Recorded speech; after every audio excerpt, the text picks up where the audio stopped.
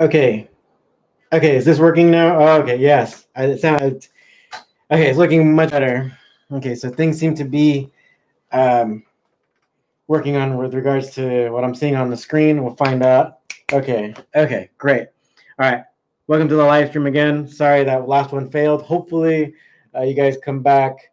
I'm confident that it's working now.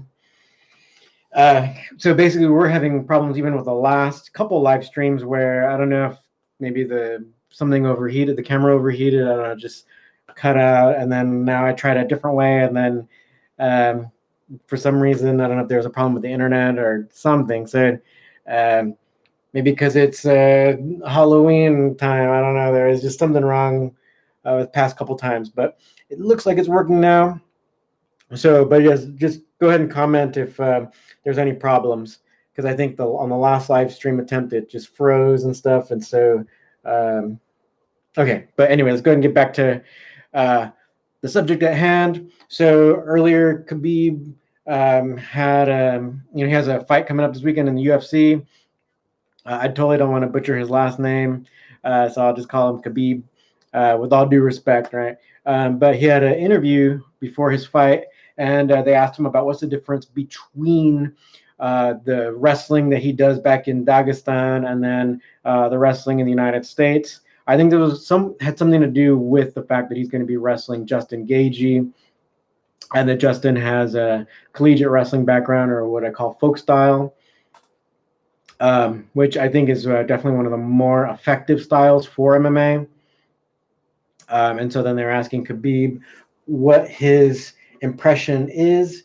Let's go ahead and the sound isn't that great, but you can kind of I'll play it anyway, at least most of it. I think is you're supposed to ask me what difference between Dagestan wrestling and American wrestling.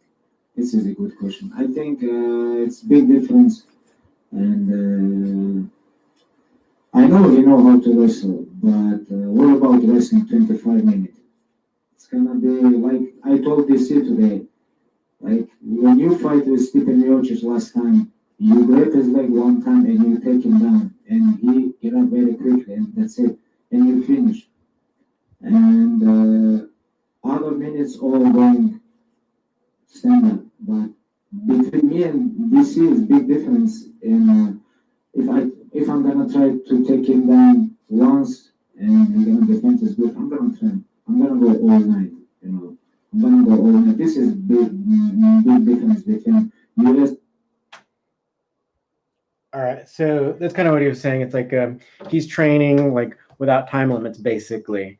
Um, the other thing, though, too, I want to kind of bring up with regards to Justin Gagey, I believe there was, I'm pretty sure it was him, but this was like a few months ago where I think he said in an interview that he prefers to not, even though he has like a wrestling background, he prefers to not wrestle so much. Let me know in the comments if that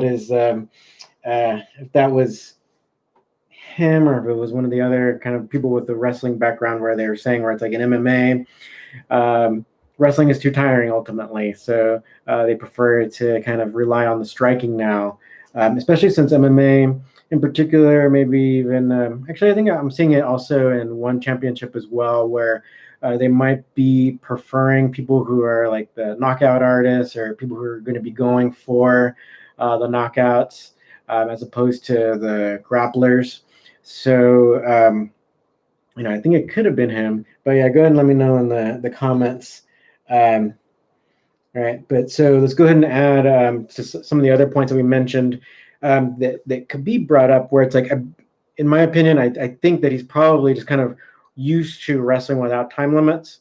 So if he's doing freestyle, the only thing is like freestyle in particular, if you do have like the ref and stuff there, they have so many rules. There's so many times when the referee will be stopping the match. I mean, if you watch freestyle, there's those of you who watch it, you'll see so many times where if they leave the circle, they got to stop and reset. Someone is awarded points or not for pushing the person out, or if someone is in a bad position, they kind of flatten themselves out, and then they wait for the ref to reset them, so everything gets restarted.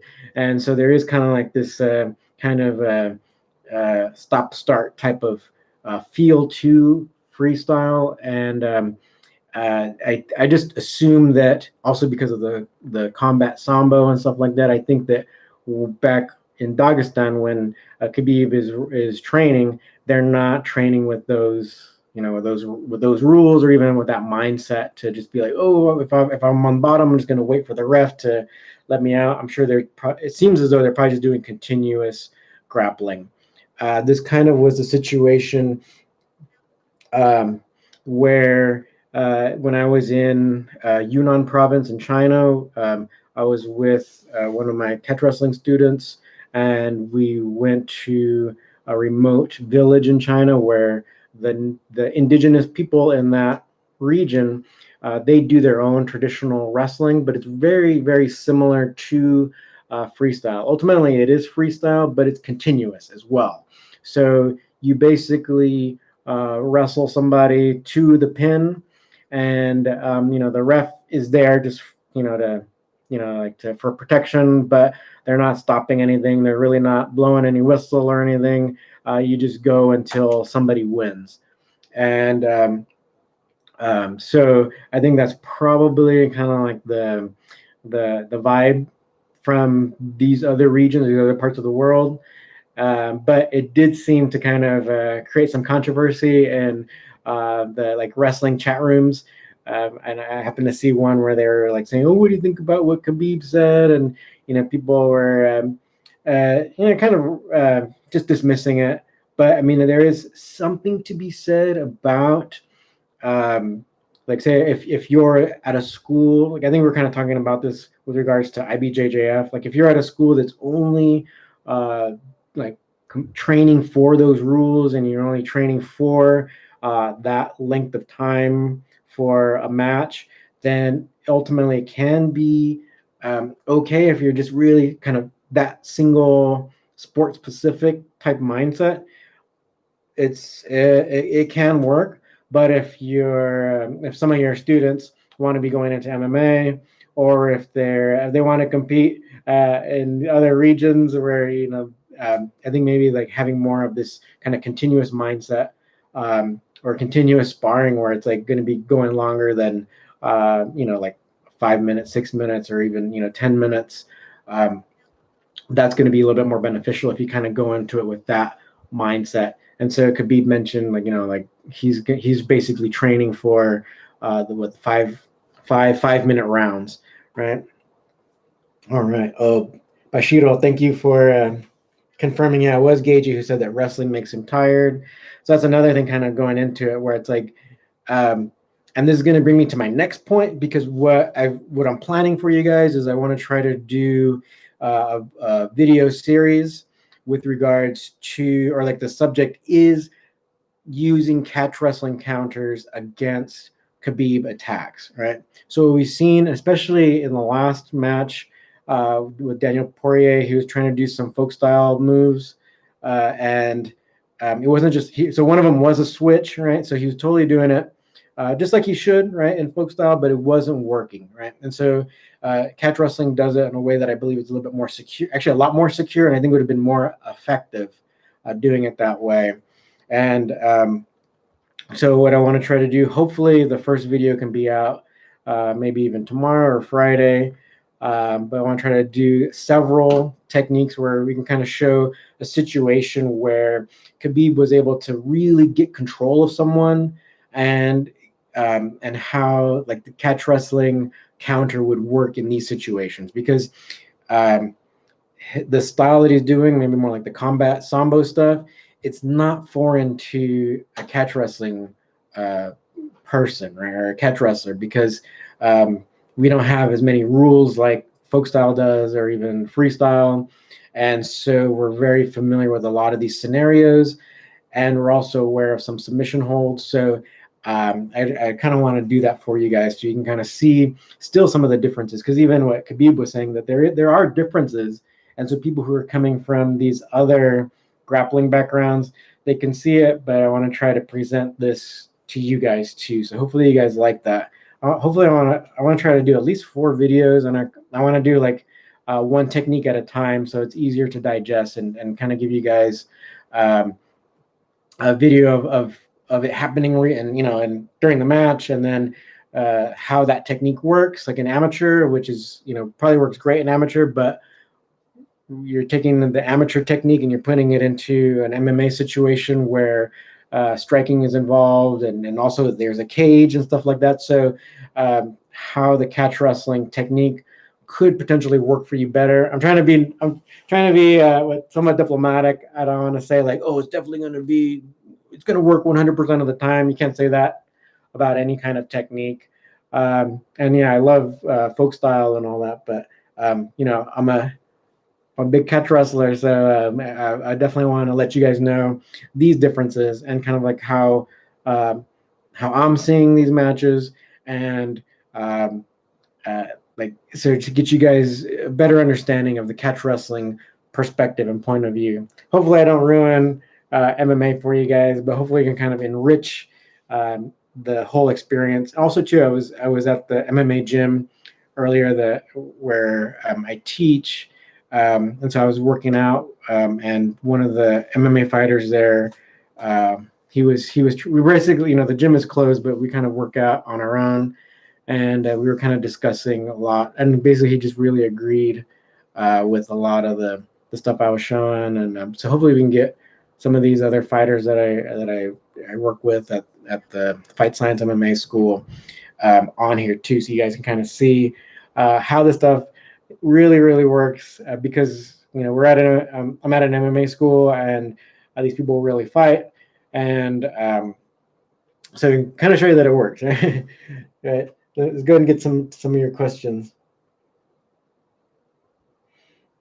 Cool. Oh, thanks for watching, Pat. I hope you're well where you are. And let's see.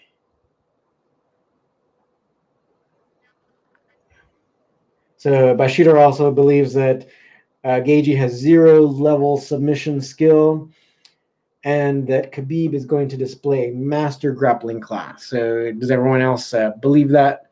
You know, really with MMA, sometimes you get caught easily, and sometimes it can go the other person's way.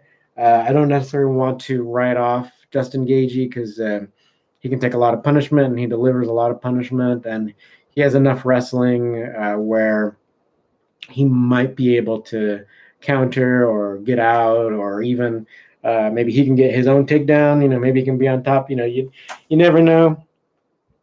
Everyone was really upset about the whole about Justin Gaethje's last match, where he won, right? So that's kind of one of the things about MMA, where it's, I think, also because of the whole striking thing, where and they're trying to get fighters who can finish people, especially with striking. So you never know when you get clipped just in the right way. And we have seen Khabib where he'll take a few punches, and he does look like he's trying to get distance because they affected him, right? So Gaethje hits hard.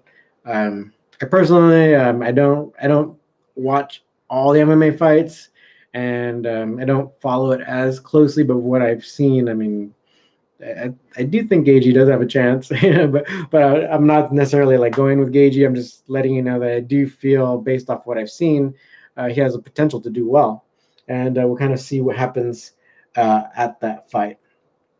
Right. Cool. Go ahead and keep your comments coming, and we'll kind of answer them as they go along, or if you have any other questions. Because, like I say, one of the big things we want to try to work on, I think Khabib will provide us like the best scenario, where it's like you are going to see someone who comes in with a different type of grappling style and a different type of grappling outlook with regards to approaching a fight. And I think that's going to be similar to the way the authentic catch wrestling perspective views matches, and even a catch wrestling match. But I think that can easily convert to an MMA match. And so we kind of want to go that way right now with since Khabib is providing a lot of content and a lot of video content, that we can pick out some of these scenarios, and you kind of isolate them and kind of show you the catch wrestling point of view. And actually, Khabib does a lot of control stuff that you would do in catch wrestling. You can, and we'll just break it down in the videos because it'll be a little bit difficult to kind of just like talk about it and describe it. But I mean, there's a lot of hammer locks available. The control stuff, just the way Khabib will do it, he'll be able to control someone and then just go for the strikes because because it's MMA, right? But if it were a catch wrestling situation and you're not punching, you can easily switch off to doing some like pins, but also even a lot of hammer lock stuff, or a lot of neck crank stuff. And we'll be showing you hopefully within this next few days, we'll kind of start getting those videos out to you. All right, so let me know. Let me see. Taquero Man, should sweeps always be tied with takedown transitions? Do you mean sweeps like from kickboxing, or sweeps like jiu-jitsu sweeps where you're on the bottom and then you end up on top? So go ahead and let me know. But basically, yeah, so with regards to takedowns, you always want to try to follow through. So I think even you'll hear different folk style coaches talk about like the follow through, where it's like if you get a takedown, you don't just want to be practicing takedowns just in isolation, because what's going to happen is like you get the takedown and you won't necessarily know what to do when you follow up. So it is good to learn a takedown in isolation, drill it a little bit so you understand the movements, and then build on that to have some kind of follow through where you end up like pinning the person, you end up behind the person, and that's kind of the way you want to approach it. Always try to follow through, right?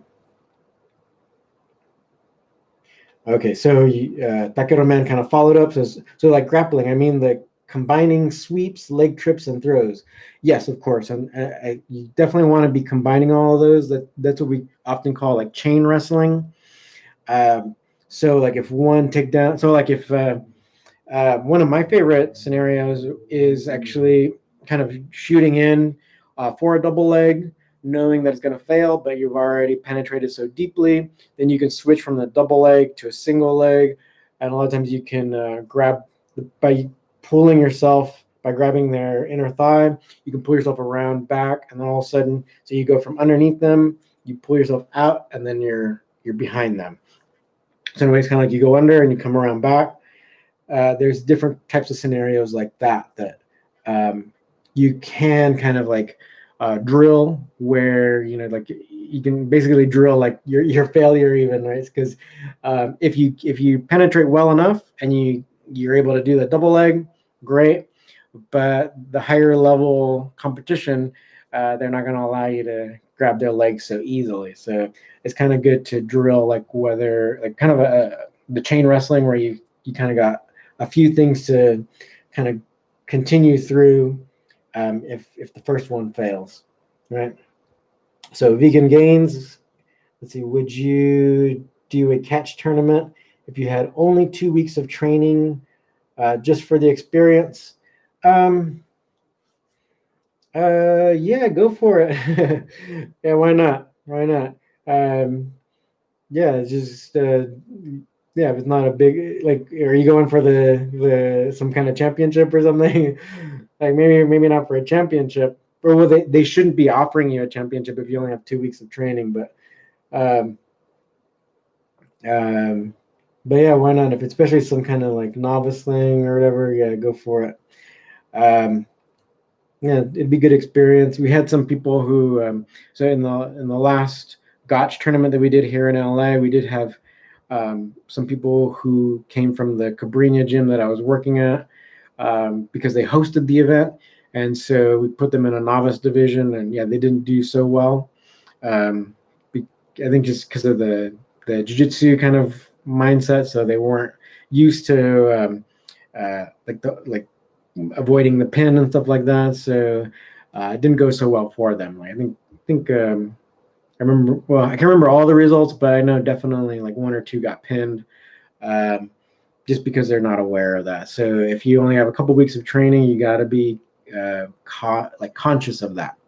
And you really got to be conscious of the pin, because that's going to be the big difference if you're coming from a jiu-jitsu background, right? Because even judo, right? They also have like a 20-second pin or something like that. So they're kind of conscious more so than like jiu-jitsu is about that whole pin thing, right? Takedo man, do you have any upcoming tournaments in the Los Angeles area? No, not in particular. We're not because right now we're still the county, or one of the counties with the highest amounts of COVID. So we can't. You just can't in Los Angeles County. So we don't want to put anybody in danger. Even ADCC got pushed back because of the COVID travel bans and stuff. So it's best that we don't. Or we want to try to be somewhat responsible, because what we're having spikes in COVID in even rural parts of the United States. So no, but what we probably can do is maybe some individual matches. So maybe we'll do. I would like to do an evening of matches, but not so much like an open tournament where anybody can join. Right? So people that we know that are COVID free and stuff. Delmer Jr., how many weeks of training would you recommend before a championship tournament? Yeah, they're talking weeks of training, right? So, okay, so if you want to look, so I mentioned ADCC earlier, right? So people might not know this if you haven't looked into it.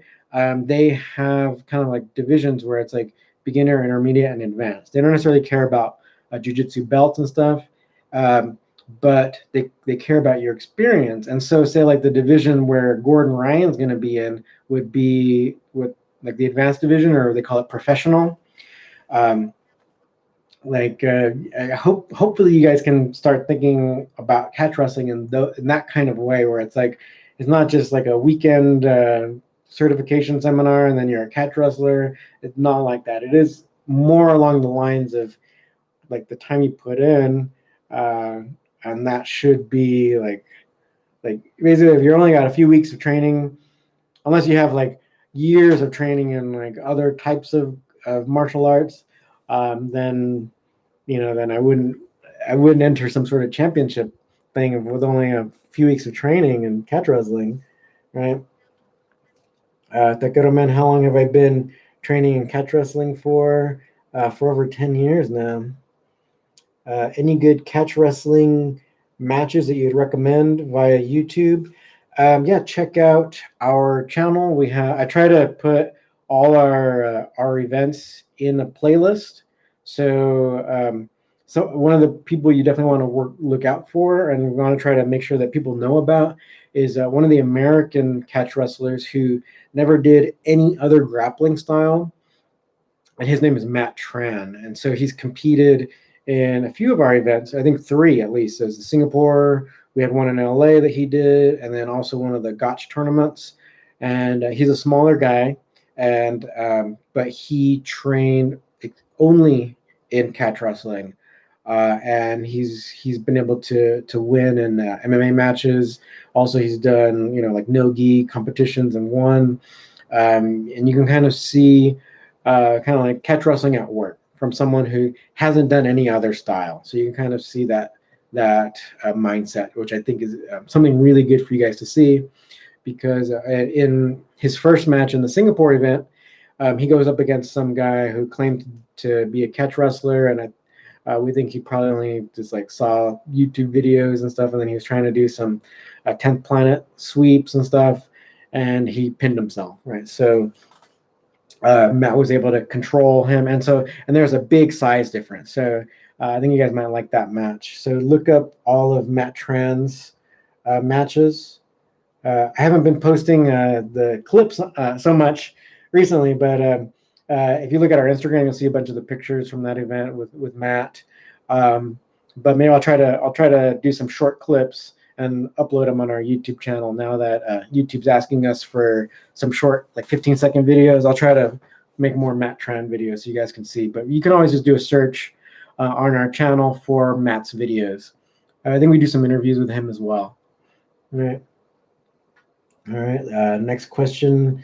Vegan gains. Does footwork movement help make you better at wrestling? Yes, of course, of course.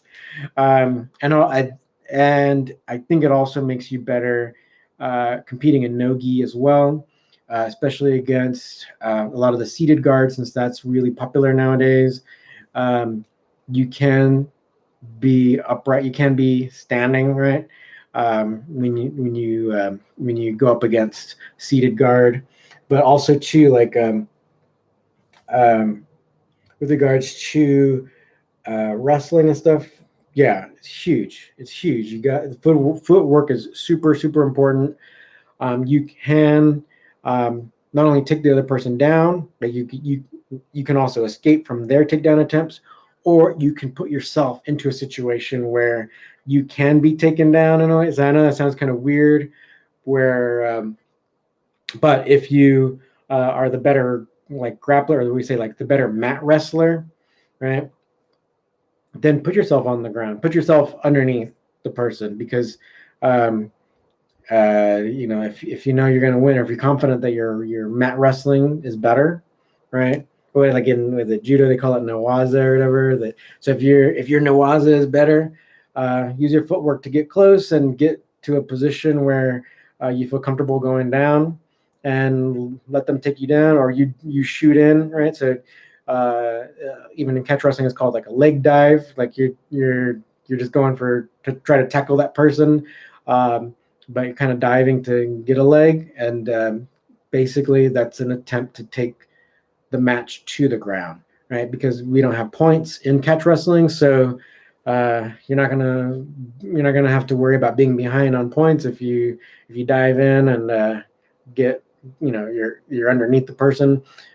Doesn't matter. It's okay, right? There's no stress. There's no point stress, right? No point anxiety, right? The last name, what was Matt's last name? Matt Tran, so Tran. Right, so you want to look at Matt Tran's matches. He does a great job. And so vegan gains, I hope that answered your question about footwork and movement. Oh, also too, when you're on bottom, right, you definitely have to be moving as well. You have to have good footwork. You don't necessarily want to be on your knees all the time. If you're on the top of the person, yeah, you definitely want to also be moving as well. You want to have active feet. You want to be on the balls of your feet so you can counter their counter, right? Because we have a lot of counter moves from underneath.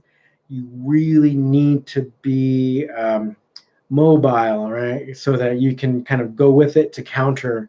Like if they're trying to roll you over, like in one of my favorite moves, right? We call it the far elbow, or some people call it the fat man roll in the United States. I kind of like the far elbow name a little bit better. My buddy John Strickland on the East Coast, I think call it like a shoulder roll. Those types of moves are very, very effective, and you can counter them though if you have active feet, right? If you feel someone pulling you over their body, you can jump over to the other side, effectively countering that move.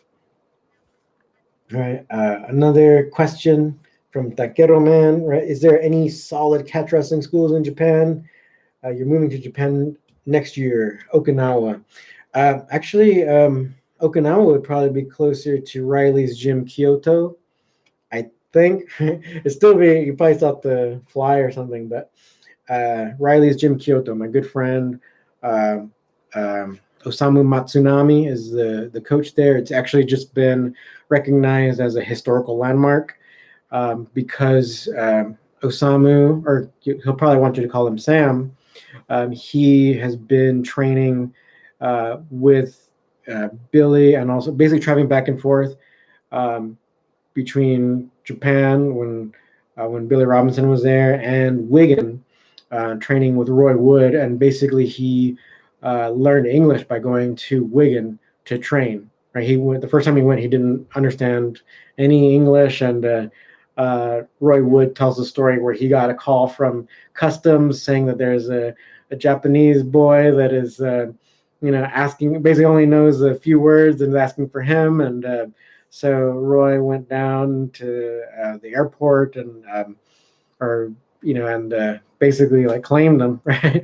And so that was a really long time ago, but that was when a lot of these great Wigan wrestlers were still alive, and so Osamu had a chance to meet and learn from the guy who's considered like the best Wigan wrestler. His name's Billy Joyce, right? And this guy basically would, uh, like there's a lot of what's called like a lot of advertisement and stuff, a lot of promotion for Billy Robinson. But this man Billy Joyce would wipe the floor with Billy Robinson, and so Osamu was able to meet Billy Joyce and train extensively with Roy Wood, who is the successor of the gym. He's the successor of all of the great Wigan wrestlers coach, Billy Riley, right? Osamu. So Roy Wood is the successor, and Osamu got to train with Roy, and he got to meet a lot of these other people, and that's why his gym in Kyoto is called Riley's Gym Kyoto. I know a lot of people kind of associate the name Snake Pit with Wigan, and they are using that name right now, Snake Pit Wigan. But the name, or like what they used to call their gym when all these great Wigan wrestlers were young and training, it was just Riley's gym, or they go down to Riley's to train, right? Because it wasn't given the whole Snake Pit nickname until much later, right? So that's why basically the most legit you can get in Japan would be going to Riley's Gym Kyoto. So hopefully that answered your question. Catch wrestling history. So Takedo Man has another question about some catch wrestling history and lineage stuff. Since we're talking about Billy Riley, get the book that came out from Wigan a few years ago. It's called Billy Riley, the Man, the Legend. And guess what? Yours truly is actually written into that history book. Me, when I say yours truly, I mean me, right? So I'm in like the last chapter with regards to the current people working with Wigan. So I'm in that too, but it goes over Billy Riley's history, and then a lot of the kind of the standout wrestlers that came from that gym. So and it came from it was produced by Wigan with a lot of evidence, right? Basically a lot of evidence. So I know the main author of that book, Stephen Greenfield, he spent a lot of time digging up a lot of actual records from the library, like Wigan's libraries, and a lot of that, and say like even for the Billy Robinson chapter, because Billy Robinson, if you know him or if you've seen any of the videos where he talks about his time in India and stuff like that, Stephen Greenfield was able to track down a lot of like even the schools he worked at and all that, and they shared pictures and all that stuff. So there's a lot of really cool stuff. He got basically Stephen very very simply just by like doing some good investigation and reaching out to people, asking questions. He got a lot of great evidence and stuff to back up what's in that book. So it's probably going to be one of the most legit Wigan history books. Cool. I'm glad you. Takedo Man also says he'd like to see a catch wrestling history video. I think there's kind of one called "Catch the Hold Not Taken." I think they even kind of mention, or they even have a little brief thing with Dan Gable. Because there's a really cool video that my friend John Strickland found where it was probably like ESPN or something where they briefly mentioned. So this kind of goes back to the whole Dan Gable thing in Iowa. So like when catch wrestling kind of came to the United States and to Farmer Burns, a whole lineage there, that went through Iowa, right? So from Lancashire or the whole Wigan area to down to Iowa. Then I think mostly because of historian Mike Chapman, who also lives in Iowa, he makes sure that people like Dan Gable and the Brands brothers, right? So world freestyle champions, Tom and Terry Brands, they're now the coaches at University of Iowa. Mike Chapman makes sure that they understand and know about that history, right? Frank Gotch, Farmer Burns. And so there was a really cool interview where Tom Brands and a couple of his wrestlers were outside at University of Iowa, and they were asking about what makes University of Iowa's wrestling so special, right? And then what he said was really awesome. He's like, it's not only is it the people and the hard work, that hardworking mindset, but it's because they came from the lineage of Frank Gotch and Farmer Burns and stuff. So it's a pretty cool little brief video. I'll try to share it on our community tab, right? So you guys can see it. Because yeah, it was a YouTube video. It was really brief, where they kind of talk about an event that they had at their stadiums called Kinnick. So it is kind of like their football stadium, and they had an event where they had a wrestling match against their rivals from Oklahoma State, and they had it out on the football field, and it drew like 40,000 spectators. And but I believe Kinnick holds like 70,000, and so they're going to see if they can't do it again and pack it to 70,000. That would be great. One more, another question. So thank you for asking all these questions. Hopefully this is interesting to the other viewers, right? So Takedo, and anybody's free to ask questions, right? So, but Takedo Man asked another question about, is catch wrestling at risk of dying out, or does it have enough senseis or professors? I believe it's still at risk, because say you'll have someone like Roy Wood or Osamu, and you might have people, or I'll actually kind of put it this way. I remember one thing that Billy Robinson said, where it's like when I went to train with him privately in Arkansas, he was at an MMA gym. And but what he kind of said was that, like, some of these other students, they would come to him and ask him like counters to jiu-jitsu moves or something that they're having problems with, but like they weren't necessarily putting in the time like for catch wrestling specifically, right, to learn it so well. A lot of it's just like supplementing their jiu-jitsu or supplementing their MMA stuff, right? So or supplementing their amateur wrestling stuff, right? So we do need people who are like putting in the time for the actual pure catch wrestling, not kind of like hybrid stuff, because that kind of you're not going to get the real picture. And I believe like the authentic pure catch wrestling is more effective than a lot of the hybrid stuff, right? I think the more kind of like one of my friend John Strickland, right, who's also an authentic coach, is one of his sayings is like, if you're trying to search around these other grappling styles because you're having a hard time competing against them, you're trying to find these other they're like absorbing their techniques, and you're not kind of learning catch wrestling better. That's probably the problem, where it's like you might not know the catch wrestling fundamentals well enough. And hopefully we kind of show you with our upcoming video series about Khabib, how the catch wrestling differs and how it could offer a better understanding on how to counter people who attack you like the way Khabib does attack, right? So hopefully we can kind of elaborate on that more, right? So you guys can get a better understanding, right? I know. So someone's asking about Gene LeBell. I know some people kind of get upset about that, where he did train, or he some of his training partners were, and actually his good friends, say like were Billy Robinson, but even Billy didn't necessarily consider Gene like so much of a catch wrestler. He'd be more like one of those people who are kind of doing kind of like hybrid stuff, where you know him as Judo Gene LeBell. He would kind of do a lot of the neck cranks and stuff like that. But like, even someone like Billy didn't necessarily see the catch wrestling way, or the catch wrestling way of doing things in Gene, which, I mean, I met Gene and he's a wonderful, wonderful man. But I probably just pissed off so many people, but that's just my opinion, right?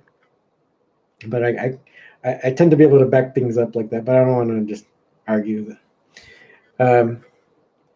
Okay, so so one more announcement real quick. So what we are doing is if you want to join this channel to help us out, we basically we offer 3 tiers that you can kind of help support us at. So one is just like where we can do like a members only chat, and then another one where we'll do the members chat, and then also we'll have a lot of behind the scene videos for you. I think we're probably also going to do a few of the Khabib videos that will be for members only.